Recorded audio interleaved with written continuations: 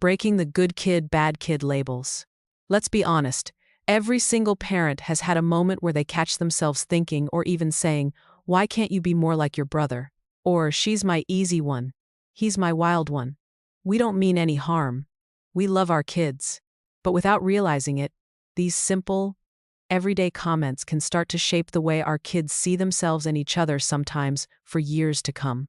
Today, I want to gently break open the truth about good kid and bad kid labels, why they happen to even the best parents, and how you can start shifting your words to help every child in your family feel seen, valued, and truly understood for who they are. By the end of this video, you'll realize how your everyday language, yes, even those tiny throwaway lines, acts like wet clay for your child's identity.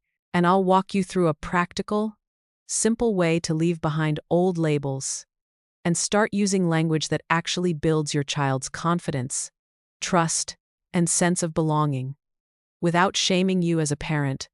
I promise.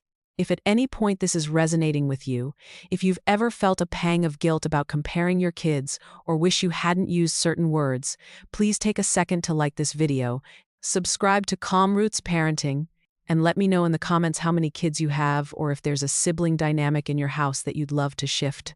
Okay, let's get real about why this is so hard to avoid. Our brains are designed to notice patterns, to make sense of chaos. In a busy family, labels can seem super helpful. She's the outgoing one. He's my sensitive kid, my strong-willed child, the clown of the family. It helps us understand differences quickly, to set expectations, even to warn teachers or relatives what to expect. The thing is, children's brains are still under construction, especially before age 5. In those early years, their identity is like soft clay. Their sense of who I am, or how the world sees me, is shaped by the words they hear the most, especially from you. You, as the parent, are the main architect of that clay. Labels, even if they start off as observations, can become scripts your child repeats about themselves. I'm the difficult one. I'm not smart like my sister. I'm the helper. I always have to be good. I'm the mess up, or even I'm the easy one, so I shouldn't rock the boat. Why do we fall into these patterns? Even if we swore we wouldn't. Many of us didn't grow up with people who named our unique strengths or saw our big feelings as normal. We might still be carrying the echoes of the labels adults hung on us. Maybe you were the responsible one, the lazy one, the difficult kid. And it's so normal to slip back into what we know, especially when life gets stressful, or two siblings are pushing your buttons in totally different ways. But here's the surprising science. When children repeatedly hear a fixed label, good or bad, it starts to sculpt their self-image and their brain's wiring. It can limit their willingness to try new things, or it can make them feel like they must always perform to earn love. A child labeled bad internalizes shame and might act up even more because that's just who I am. A good child learns to hide struggles or resents their sibling for always being the difficult one. Here's the breakthrough insight. Comparison in a family isn't just unhelpful, it can create quiet sibling rivalry, erode self-esteem, and even break the trust your children have in you as a safe place. This doesn't mean you're a bad parent.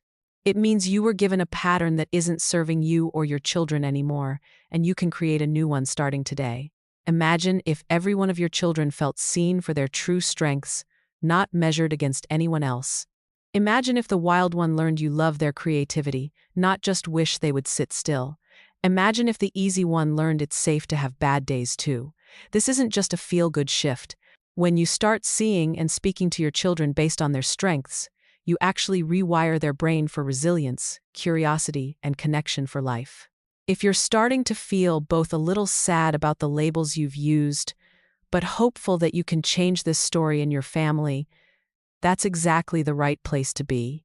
Parenting isn't about being perfect. It's about being willing to notice and pivot, again and again. If you're brave enough, drop a comment sharing one label that was used for you as a child and how it made you feel. Or, tell me what you wish you'd heard instead. You're not alone in this. And the way you heal these patterns in yourself is a gift you give every day to your kids. So, what does this actually look like in day-to-day life? How do you shift from labeling and comparing to seeing and speaking to each child differently, in a way that builds them up? Let's break it into 3 steps you can weave into your daily routine, starting right after this video. First, bring the invisible into the light.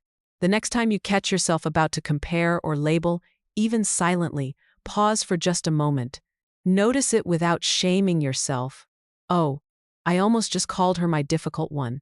Remember, the goal isn't never messing up, it's noticing, so you can choose differently next time. The science here is simple. Self-awareness changes brains, in you and in your children. Second, try a language swap the same way you'd swap out an unhealthy ingredient for a nourishing one. Instead of "why can't you be more like your brother?" Try, "I see you're struggling right now. Everyone has hard days." Instead of "she's always so shy," consider "she takes a little time to feel comfortable in new places, and that's okay." Instead of "my wild child," try, "he has so much energy and imagination. I wonder what we can build together today." If you say something you wish you hadn't, it's okay to apologize and try again. You're modeling for your children how to grow and change, which is a powerful lesson all on its own. Third, use strengths-focused reflections at the end of the day or after challenging moments. This can be as simple as saying, "I noticed how you kept trying, even though you were frustrated," or "I love seeing how much you help your sister when she's sad," or "you really tried to use gentle hands with your brother, even when you felt upset." That's so brave. These tiny reflections, especially when given to each child about their own actions, not in comparison to a sibling, fuel their sense of self and help them internalize a narrative of growth and acceptance. If you're wondering, "But what if my kids have already picked up these labels, and now they repeat them about each other or themselves?" You are not alone. Labels are sticky, but so is encouragement, especially when it's specific and heartfelt. When you hear a child say, "I'm just bad at sharing," you can respond with, "Sharing is hard to practice. Sometimes it's easy, sometimes it takes work, and I see you trying." If a sibling says, "She's always the smart one," gently say, "Everyone learns in their own way, and I love discovering all the amazing things you each can do." Over time, these new scripts become the soundtrack your kids carry into school, friendships, and even adulthood. This is the work of reparenting, giving your children and yourself the words you all should have had from the very beginning. Here's a story from a family who started practicing this. They had 2 kids, one labeled since toddlerhood as the tornado, the other as the peacemaker. The parents noticed every time something chaotic happened, the older would declare, "It's always me. I'm the troublemaker." Slowly, they switched to noticing both kids' efforts. "You each bring something special to our family. I love how you help each other in your own ways." Trying to solve problems together can be noisy sometimes, but it means you're both learning. Within a few weeks, the tone softened. The tornado began to offer help. The peacemaker stood up for herself more, and the parents felt lighter, less resentful, more connected to both children. That kind of healing is possible for your family too. If this conversation is opening something up for you, maybe you're remembering a label you carried, or you're realizing how easy it is to let little comparisons slip in, take a deep breath. You're showing up in a new way simply by bringing curiosity to how you use words. I'd love to hear from you. In the comments, share one new positive, strengths-based label or special quality you want to start using for each of your kids. Not perfect, not the best, just something real that you see in them. And if you found any hope or new ideas here today, please consider sending this video to a partner or another parent who's ready to break the good kid, bad kid cycle. As you walk through the rest of your day, notice which words come most easily, which patterns feel stuck, and ask yourself, what do I want my child to believe about who they are, deep down? Your words really do become their inner voice. Swap out one easy or difficult label for a strengths-based observation. Practice seeing each child spark, not just their struggles or skills, and keep trying little by little. That's how families heal. Thank you so much for choosing to parent with courage, reflection, and hope. Be gentle with yourself. This is deep, brave work, and every single effort matters.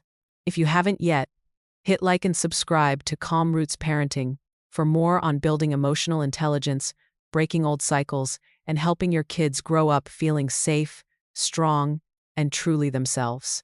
And before you go, drop a comment. What's one new strength label you'll use for your child this week? I can't wait to read your ideas and cheer you on. If you're ready to keep growing, check out our next video on raising confident, resilient siblings because you and your family deserve this.